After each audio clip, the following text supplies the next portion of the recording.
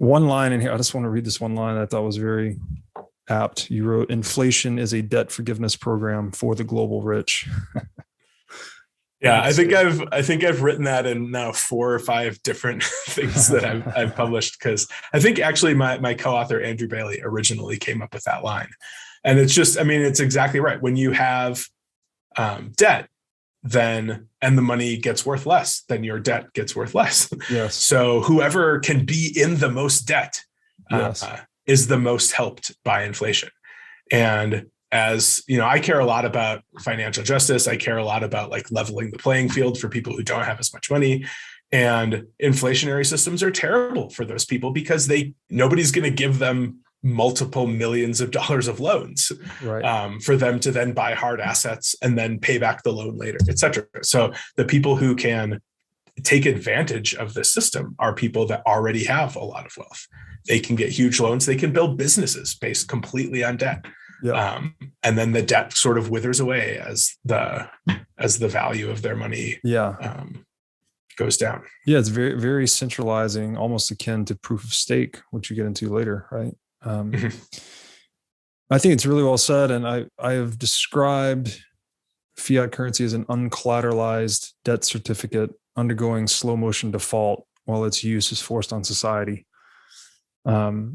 So there's a real problem. I mean, it's oxymoronic in a sense that we're so immersed in debt-based money. It's like it's a contradiction in terms almost.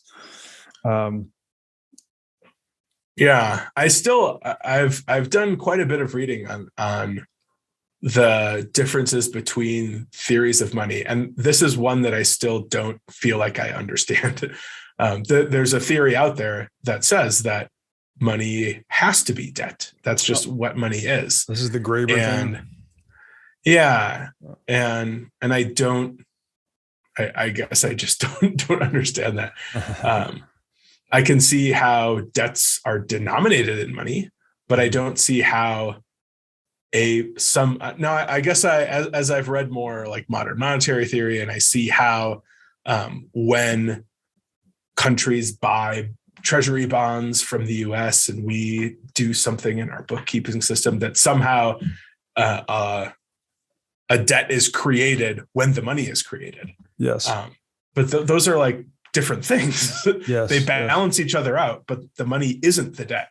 It's the opposite of the debt. So I just don't understand it. Yeah, it's a rationalization. I think the only truth that's seasoned in there is that, you know, primitive cultures, pre-money cultures, you could say, it's hard to say exactly what money is or when it starts, but were often conducted through favors or IOUs, right? It's like, hey, I'm going to go catch some fish. When I come back, you know, I want some apples and we'll swap it out. So technically debt could have been considered money in that primitive situation.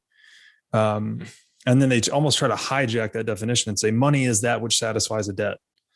So debt is money, but then money is the thing that retires a debt, but it's circular and doesn't make any sense. So I agree. It feels like some apologism for fiat currency.